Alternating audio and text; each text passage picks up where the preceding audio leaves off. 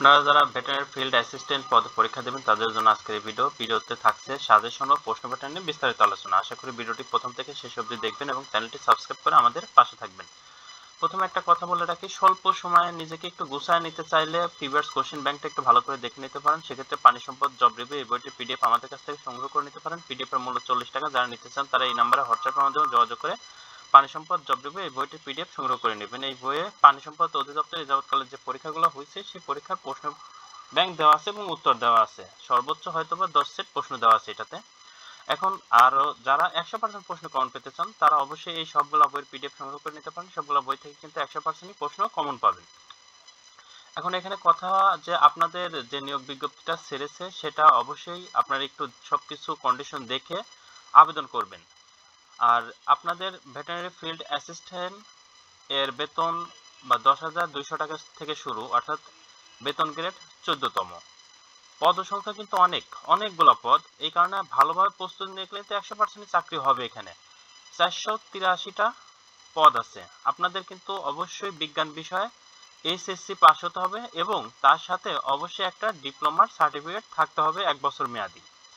আর এখানে বলা হয়েছে পানি সম্পদ অধিদপ্তর ক্যাডার বহির্ভূত গেজেটেড কর্মকর্তা এবং নন গেজেটেড কর্মকর্তা নিয়োগ বিধিমালা 2023 তফসিল 2 অনুযায়ী গৃহীত পরীক্ষায় উত্তীর্ণ হতে হবে। এই ক্ষেত্রে আপনাদের অনেকেরই প্রশ্ন থাকে, তো প্রশ্নটা কেমন আসবে, কি কি টপিকস থাকবে। তফসিলের 2 তে বলা আছে বিধি 2 খ 3 এবং 7 দ্রষ্টব্য। আপনাদের যারা আবেদন করছেন তারা এই যে 56 নং, এই বিধির 56 নং যে পদটি কথা বলা আছে ওই বিধিতে, সেই 56 নং পদের এই পোস্টটি মানে আপনাদের যে ভেটেরিনারি ফিল্ড অ্যাসিস্ট্যান্ট এই পদটি কিন্তু সেই বিধি অনুযায়ী 56 নাম্বার, ক্রমিক নাম্বার 56। সেই 56 নাম্বার পরীক্ষায় যারা অংশগ্রহণ করবেন, এখানে এই যে এতগুলো নাম্বার দেওয়া আছে এই নাম্বারে যারা অন্যান্য যে পদগুলো আছে, যারা এই পদগুলোতে সরাসরি নিয়োগের ক্ষেত্রে পরীক্ষা দিবেন তাদের কিন্তু প্রথমে তো লিখিত পরীক্ষা হবে। সেক্ষেত্রে একটা কন্ডিশন আছে, যদি আপনার 5,000 এর নিচে আবেদন পড়ে সেক্ষেত্রে আপনাদের সরাসরি লিখিত হয়। যদি 5,000 এর উপরে আবেদন পড়ে, এমন আছে যেহেতু এটা অনেক পদ সংখ্যা 483টা, সেক্ষেত্রে আপনাদের কিন্তু প্রথমে এমসিকিউ পরীক্ষা নেবে। কেমন প্রশ্নটা আসবে, যেমন 60 মিনিট সময় দেওয়া হবে, সেই 60 মিনিটের মধ্যে 60টা এমসিকিউ অথবা 70টা এমসিকিউ থাকবে। এই এমসিকিউর উপর কিন্তু আপনাদের কোনো রেজাল্ট আসবে না বা এই এমসিকিউতে কিন্তু কোনো জব হবে না। আপনাদের প্রথমে এমসিকিউ নেবে, এমসিকিউতে আবার যারা পাস করবে মানে 50% মার্কস ওঠাবে তাদের কিন্তু রিটেনের জন্য আবার ডাকা হবে। এই রিটেনে আবার যারা পাস করবে তাদের কিন্তু ভাইবার জন্য ডাকা হবে। এখানে আরেকটা বিষয় ক্লিয়ার করি, আপনারা যারা এমসিকিউ পরীক্ষা যদি সাপোজ 5,000 এর উপরে আবেদন করে সেক্ষেত্রে কিন্তু প্রথমে এমসিকিউ পরীক্ষা হবে। 60 মিনিট সময় দেওয়া হবে, 60 মার্কের অথবা 70 মার্কের এমসিকিউ হবে। সেই এমসিকিউতে যারা 50% প্লাস মার্কস উঠাইতে পারবেন তাদেরকে কিন্তু রিটেনের জন্য ডাকবে। রিটেনের পরীক্ষা কেমন হবে, রিটেনের পরীক্ষা 90 মিনিট সময় দেওয়া হবে, 90 মার্কের রিটেন পরীক্ষা হবে। এই রিটেন পরীক্ষায় মূল পরীক্ষা, এই রিটেন পরীক্ষা যারা ভালো মার্কস উঠাতে পারবেন কেবল তাদেরই জব হবে। এই রিটেন পরীক্ষাতে আপনারা যারা এই যে 483 নাম্বার অর্থাৎ 400-র মধ্যে 83টা সিট, মানে উপরে যে 83টা সিট, এটা এই 83টা সিট এদিক ওদিক হতে পারে, তবে যারা 400-র মধ্যে থাকবেন, এখানে যে 90 মার্কের পরীক্ষা হবে এই 90-এর মধ্যে আপনাকে চিন্তা করতে হবে যেন 85 প্লাস মার্কস থাকে। 85 প্লাস মার্ক থাকলে তাহলে আপনার সিরিয়াল কিন্তু 1 থেকে 400-র মধ্যে থাকবে।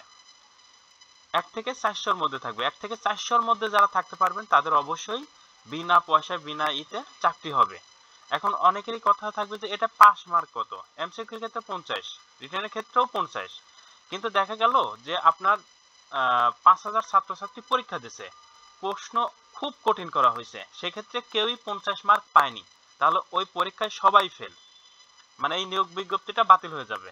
কিন্তু এর মধ্যে যদি কেউ 50 মার্ক পায়, ধরুন যে 10,000 পরীক্ষা দিয়েছে এর মধ্যে 300 জন 50 মার্ক পাইছে, মানে 50 মার্কের উপরে পাইছে, তারা তারা কিন্তু পাস মার্কের মধ্যে থাকবে। আর 50 মার্কের নিচে যারা পাইছে তাদের কিন্তু ভাইভাতেও ডাকবে না। অর্থাৎ আপনাদের কিন্তু 50 মার্কের উপরে পাইলে পাস, কিন্তু ধরা যাক যে আপনার 10,000 জন পরীক্ষা দিয়েছে এর মধ্যে 7,000 জনই 50 মার্কের উপরে পাইছে, অর্থাৎ 50 থেকে 60 পাইছে।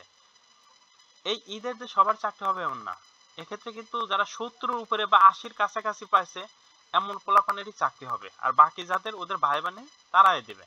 মানে এমন ধরুন যে আপনি 50 পাইছেন, ওনারা এখানে পদ সংখ্যা আমাদের কত, 483টা পদ। 483 গুণন আপনি প্রত্যেক পদের জন্য 5 জন করে ধরেন, 5 জন করে ধরলে পরে 2000 জন, আপাতত 2000 জনের মতন টিকাবে। এই 2000 জনকে অবশ্যই 50 মার্কের উপরে উঠাইতে হবে, তবেই আপনাদের এই 2000 মধ্যে টিকাবে। আরেকটা কথা যে এখানে ধরেন যে 2000 জন টিকাইলো, কিন্তু দেখা গেছে যে 3000 জন 50 মার্কের উপরে পাইছে, এই লাস্টের সিরিয়ালগুলো কিন্তু বাদ যাবে। মানে আপনারা যারা ধরুন যে 55 পর্যন্ত 1000 জন পাইছে, এই 1000 জন বাদ যাবে, উপরে 55 এর উপরে জনগুলোকে টিকায় ভাইবা নেবে। আপনাদের কি হয়তো বোঝাইতে পারছি? যদি বোঝাইতে না পারি তবুও আপনারা অবশ্যই কমেন্ট বক্সে কমেন্ট করে আমাদের জানানোর চেষ্টা করবেন। আর এখানে প্রশ্ন, অনেকের প্রশ্ন থাকে যে আসলে আমরা কোন কোন বই পড়লে 100% প্রশ্ন কমন পাবো। আপনাদের কিন্তু বাংলা, ইংরেজি, গণিত, সাধারণ জ্ঞান এখানে কিন্তু বলাই আছে, লিখিত পরীক্ষা হবে 90 মার্কের, পাস মার্ক 50, সময় 90 মিনিট, বাংলায় থাকবে 25 মাস, ইংরেজি 25, গণিত 20, সাধারণ জ্ঞান 20 মার্কের। এইখানে অনেকেই এসে প্রশ্ন মানে আমাদের হোয়াটসঅ্যাপ নাম্বারে উস্তাদি করবেন, আমার জীববিজ্ঞান দেন, আমার ওই বিজ্ঞান দেন, সেই বিজ্ঞান দেন। আপনাদের বিজ্ঞান থেকে কিন্তু প্রশ্ন করা হবে না, সাধারণ বিজ্ঞান থেকে প্রশ্ন করা হবে। মানে প্রচলিত সাধারণ জ্ঞানগুলো আছে সেইখান থেকেই প্রশ্ন করা হবে। অতএব আপনাদের কিন্তু প্রিপারেশন নিতে হবে বাংলা, ইংরেজি, গণিত, সাধারণ জ্ঞান, এই 4টা টপিকসের উপর। এর বাইরে আর কিছু পড়ার দরকার নেই। আর ভাইবার জন্য কিন্তু 10 মার্কের ভাইবা হবে, ভাইবা কিন্তু 10 মার্কের, সব মিলে 100 মার্কের পরীক্ষা। এখন আপনাদের প্রথমে যারা মানে যদি বেশি ক্যান্ডিডেট হয় এমসিকিউ পরীক্ষা হবে। এমসিকিউতে পরীক্ষা নেওয়ার একমাত্র কারণ বাদ দেওয়া। এই এমসিকিউ পরীক্ষা দিয়ে আপনি কিন্তু কোনো কিছু করতে পারবেন না। এমসিকিউ পরীক্ষা নিয়ে বাদ দিয়ে হয়তো 5000 জনকে টিকাবে, সেই 5000 জনকে আবার রিটেন নেবে। রিটেনের প্রশ্ন কিন্তু এরকম আসবে, দেখুন অনুচ্ছেদ লিখুন, তারপর সন্ধি বিচ্ছেদ করুন, 5টা সন্ধি বিচ্ছেদ, ব্যাস বাক্য সহ সমাস নির্ণয় করুন, 5টা ব্যাস বাক্য এক কথায় প্রকাশ করুন, 5টা এক কথা অর্থ সহ বাক্য রচনা করুন, 5টা এক কথা প্রকাশ। তারপরে প্যারাগ্রাফ রাইটিং আছে ছোট্ট একটা, অনুবাদ করুন, অর্থাৎ ট্রান্সলেশন থেকে প্রশ্ন, ফিল ইন দ্য গ্যাপস এর preposition, article, right form of verb, এগুলো থেকে, চেঞ্জিং সেন্টেন্স থেকে প্রশ্ন এসেছে। এরকম প্রশ্নগুলা কিন্তু থাকবে, গণিত থাকবে। আপনাদের এই রিটেনের ক্ষেত্রে কিন্তু আপনাদের এই মেইনটেইনটা করবে, বাংলা, ইংরেজি, গণিত, সাধারণ জ্ঞান।